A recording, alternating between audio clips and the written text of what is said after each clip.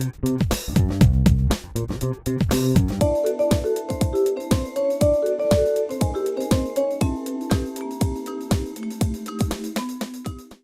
Lernoux, bonjour. Bonjour Maria, bonjour à tous. Bonjour à vous toutes et tous.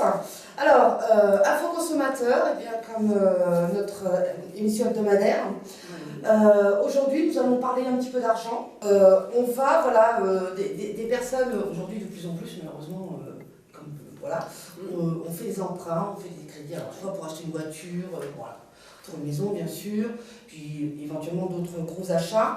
Mais il arrive à un moment donné où on a un petit pécule et puis on peut se permettre éventuellement de donner un peu plus à la banque, c'est ça? De rembourser son crédit par anticipation, ce qu'on appelle par anticipation.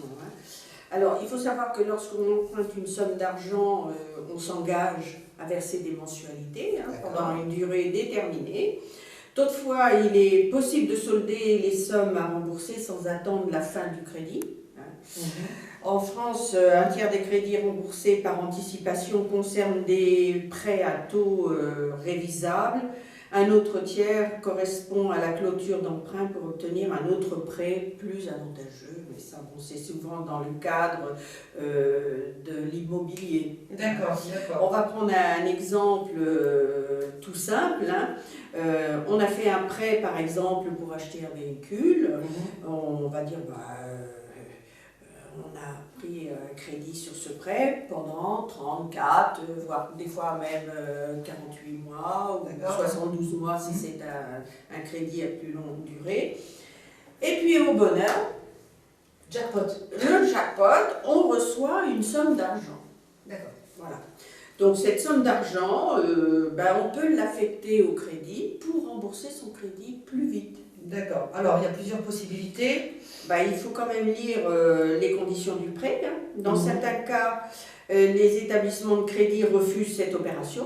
Mais si on a fait un prêt, par exemple, à la banque, si le montant versé n'excède pas 10% du montant initial du prêt, on peut faire le remboursement de son crédit. D'accord. Mais il n'est pas stipulé dans le contrat? Il n'y a pas une clause qui dit éventuellement... Il y a une clause. Effectivement, si au bout de 3 mois, on dit je veux rembourser mon crédit, il faut lire les clauses du contrat. Et s'il y a une clause particulière qui dit non, on ne va pas rembourser, parce qu'il faut savoir que si vous remboursez votre crédit par anticipation, vous allez avoir un dégrèvement des intérêts, bien sûr.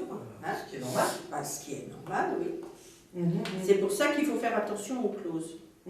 Alors, quand le remboursement anticipé, est-ce qu'il est opportun? Est-il opportun? Si la personne a souscrit un crédit revolving, dès que ses finances lui permettent de le rembourser, il faut procéder à un remboursement total ou partiel. C'est-à-dire que vous gardez un tout petit bout du crédit pour ne pas avoir car ce type de prêt ne se finit jamais et les taux d'intérêt avoisinent 19%, voire même 21% maintenant. Donc, c'est sûr qu'on a intérêt à rembourser son crédit revolving et s'en débarrasser le plus rapidement possible. Alors pour les autres types de contrats, la décision peut être différente. Par exemple, c'est durant les premières années d'un crédit immobilier qu'on paye le plus d'intérêt. Et là, on a effectivement intérêt à rembourser par anticipation. Une grande partie des échéances sont consacrées au remboursement des intérêts, c'est ce que je disais tout à l'heure. Alors qu'à la fin du crédit, on ne remboursera plus que du capital. C'est que du capital. D'accord. Ça, c'est des calculs à faire. Alors, l'avantage. Alors, Nicole, est-ce qu'aujourd'hui, est-ce que l'évolution des taux est plutôt favorable à un remboursement par anticipation d'un crédit ou pas? Oui, si on a acheté, par exemple, si on a fait un achat automobile à un taux avec un crédit revolving, oui, on a intérêt à se débarrasser du crédit le plus rapidement possible. Donc, réflexion et regardez bien sûr s'il n'est pas préférable que la somme qui est utilisée pour le rembourser soit investie sur un placement d'épargne, par exemple. Bah, il faut regarder, hein, s'il n'est pas préférable que cette somme va être utilisée pour rembourser ce crédit, soit investissement sur un plan d'épargne par exemple. Hein.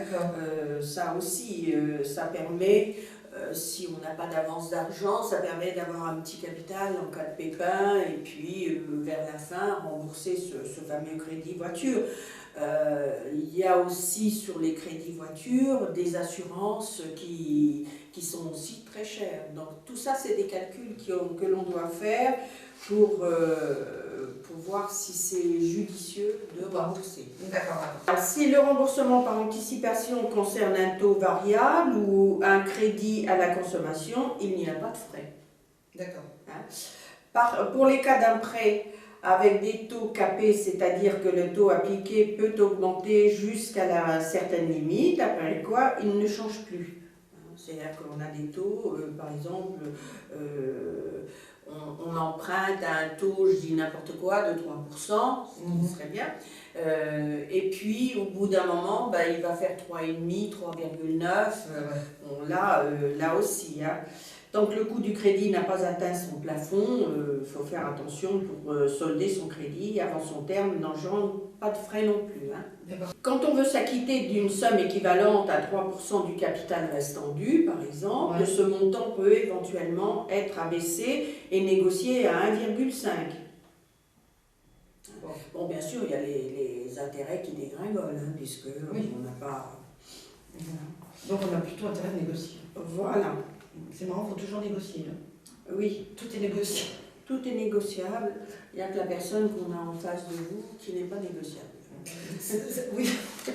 Ça veut dire que, après, les banques, elles ont des conditions, enfin, elles ont des conduites à mener, elles n'ont pas forcément le choix non plus. Malheureusement, actuellement, c'est le plus souvent des cas que l'on rencontre, c'est des personnes qui ont fait des crédits revolving ou les crédits à la consommation. Ça, c'est un piège. Ça, c'est un piège. Ça, c'est un piège avec des taux d'intérêt à 20%, c'est vrai que c'est un piège. Hein. On n'est pas... c'est vraiment... moi, je dis toujours que ces crédits, il faut les faire ponctuels sur une petite durée pour un dépannage ponctuel. Dans les sociétés de crédit, sans en nommer, hein, quelles qu'elles soient, 4, 5, 6 crédits revolving dans la même société. Que dans une banque, ça ne va pas se trouver, ça.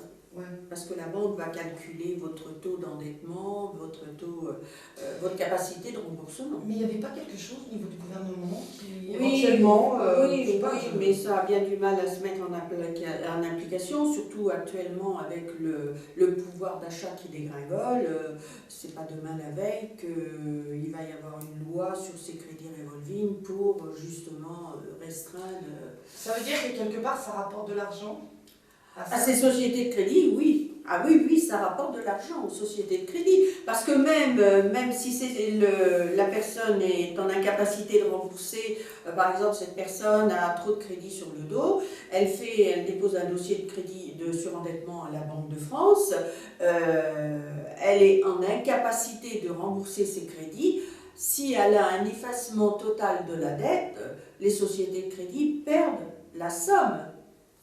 Mais en contrepartie, les taux d'intérêt sont tellement élevés qu'ils regagnent, ils ne perdent pas d'argent. Alors des informations, Nicole, on en trouve à l'association ASECO, avec des permanences. Alors, notre siège social est à Auxerre, 7 rue Max Quentin. Le numéro de téléphone c'est 03 86 52 89 32. Nous avons des permanences à Sens, à Joigny, à Saint-Flour, à Avallon. Donc ma permanence, elle est 11 avenue de la République, le 2e et 4e mercredi de chaque mois, de 17h à 19h. Merci beaucoup Nicole, à bientôt. À bientôt. À bientôt. Au revoir.